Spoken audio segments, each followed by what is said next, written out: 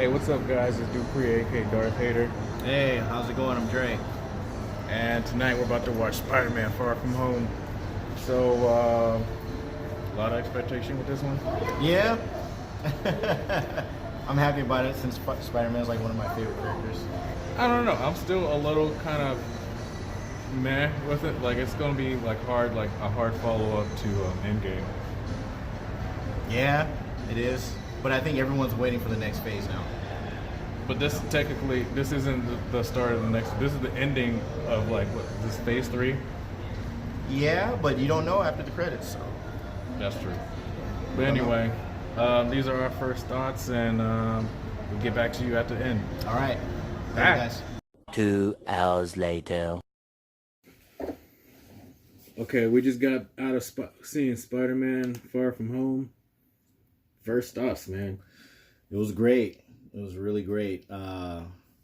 Expectations were high on this one, and I feel like it was fulfilled for me. I had minor gripes about the movie, but overall, it was a really, really great Spider-Man movie. I don't know. I went into this thinking like it's gonna be okay, good, because how do you follow up Endgame? Like I knew it was gonna be good, but I was just kind of like, yeah. But yeah, I was pleasantly surprised. I know you were like super high expectations because you're a Mysterio fan. Like, Yeah. he's the biggest Mysterio fan. I'm just like, he's cool, I guess. One of the biggest. I don't think anything could really follow up on Endgame, dude. No, you can't. It's just like how they had Infinity War, and then would it follow up with like Ant-Man? Like Ant-Man and the Wasp? Yeah, like when they showed that trailer, I was like, I don't think anybody asked for this. Nobody asked for it. But then once you saw the movie, you're like, oh, we needed this. Yeah, because but then again, Ant-Man kind of needed to follow up with Infinity War to explain what they were going to do in Endgame. And this followed up with Endgame. I mean, it was a good ending for like, what is this? Like the phase 3? It's basically the aftermath. Yeah, the aftermath, the ending of phase 3, and then the Easter eggs and hints to where they're going to go with phase 4. Basically. Potentially. Mm-hmm. Yeah, it was yeah.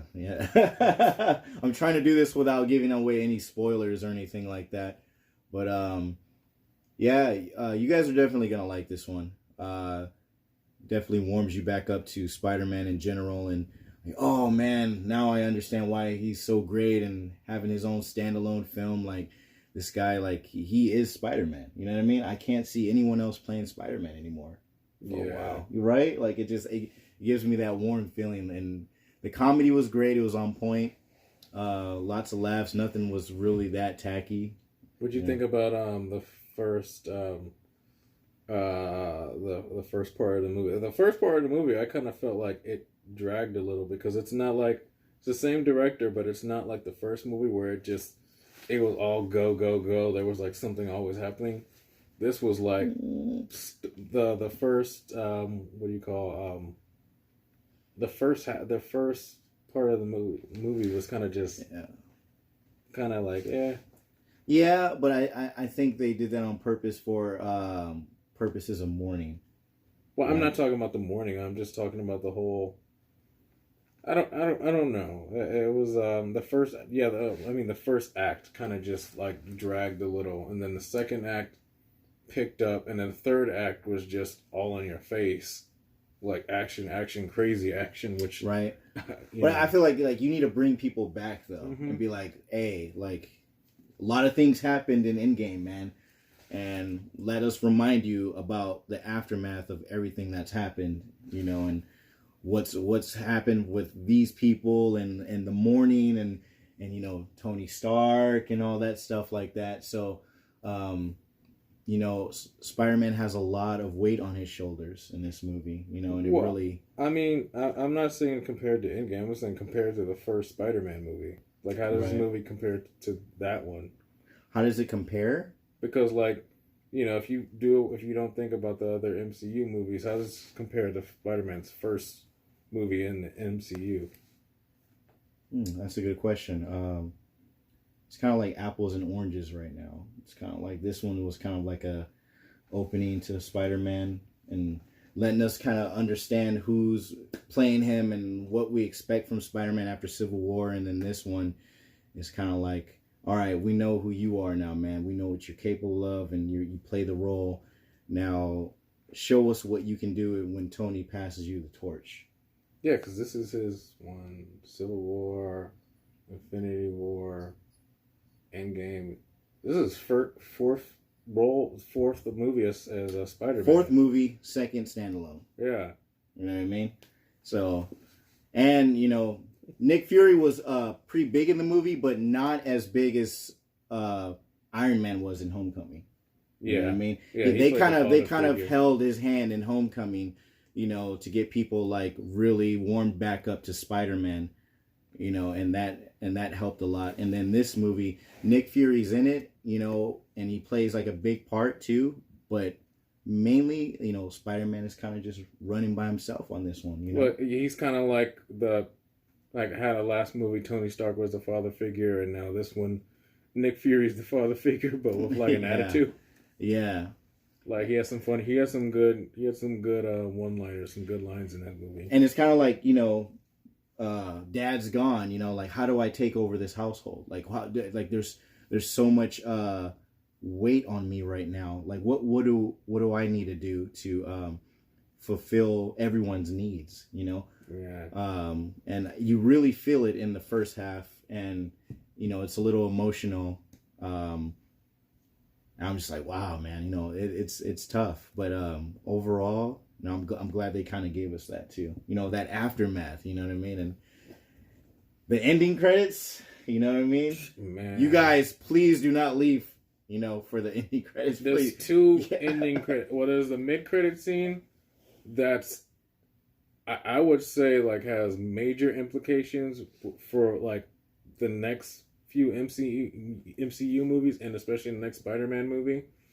And then especially the after end credit scene is just like a wait what, like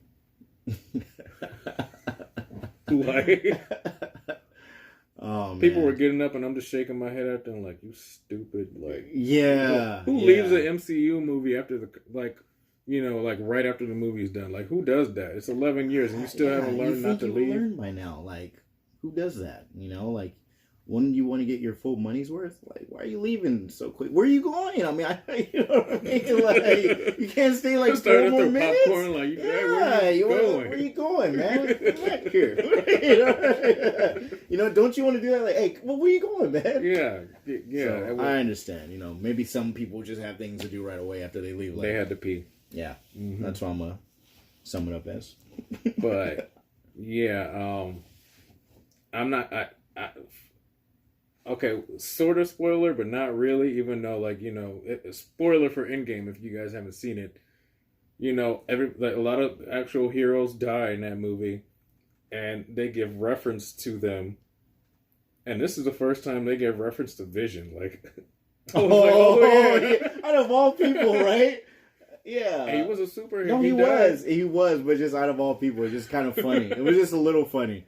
That was a little funny. It was mostly mourning, like, you know, Tony Stark, Iron Man, and sort of Captain America in a way, and then Black Widow, like obviously, and then lastly, Vision, which I was not expecting because I was like, oh yeah, he did die.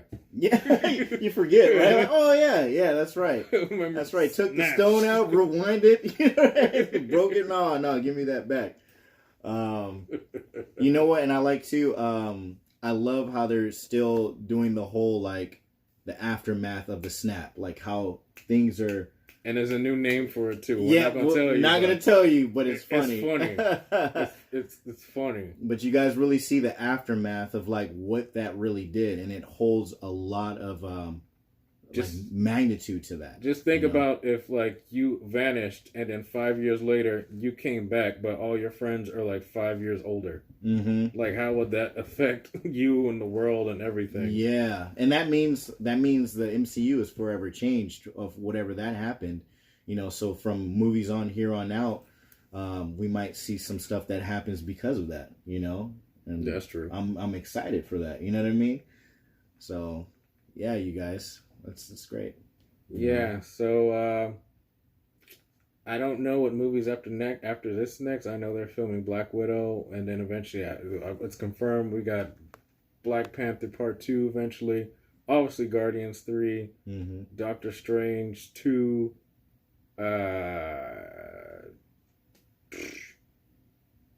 Who else? They got to do an Ant-Man 3 eventually because you don't just like finish on 2. Yeah. You know what I thought this movie was gonna explain?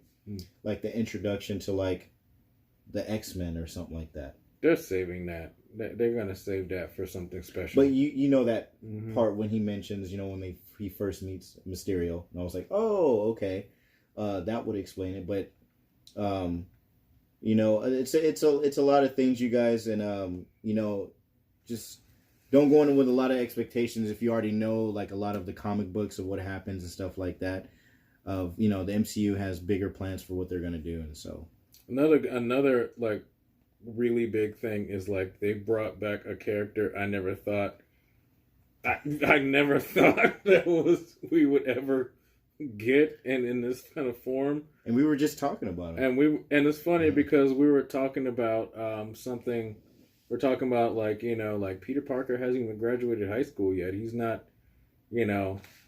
he's not like after this is nowhere near after high school or whatever. Him in college and they just threw something in there that just totally just like, well, wait, what the hell?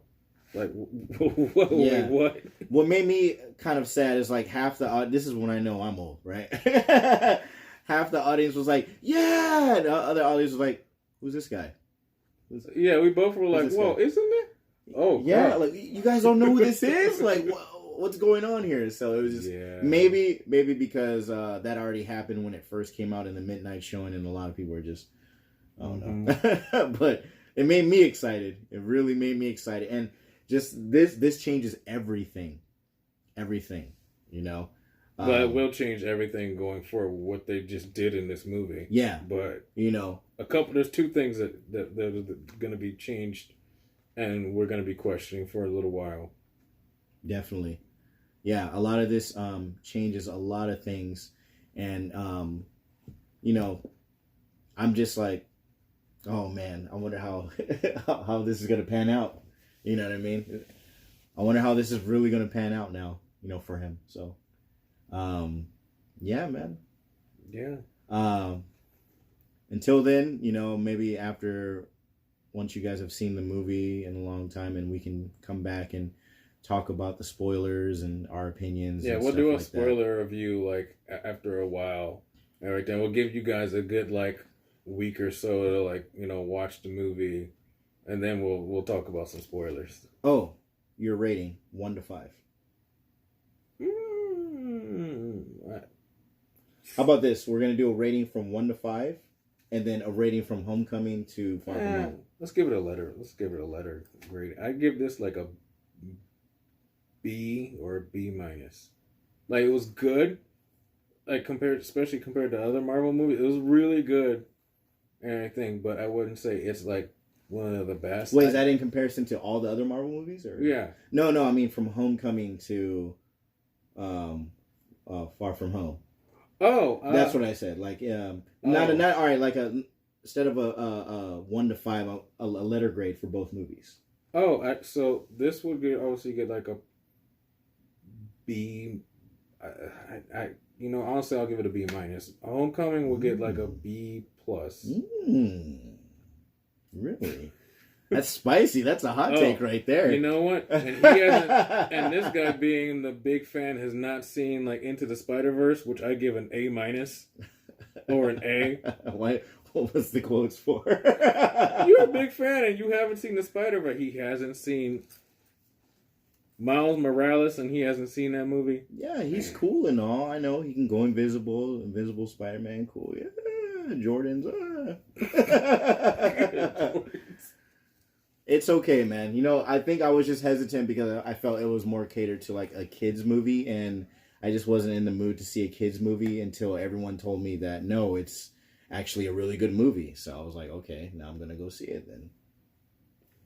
Spider Pig, well, yeah, and all that. Honestly, and and Into the Spider-Verse is like one of my favorite Spider-Man movies. But like I said, like we'll talk to him after he's seen Spider-Verse. Yeah. Anyway, I'm gonna watch it. Anyway, guys, this has been our review, and I hope you like it. And we're gonna do more of these because there's still a lot of movies that came out this summer that we have to see. So, Oh, and check out movies my roommate hasn't seen. You guys are gonna love it. coming to a YouTube channel near you. All right, later. All right, later, guys. Bye.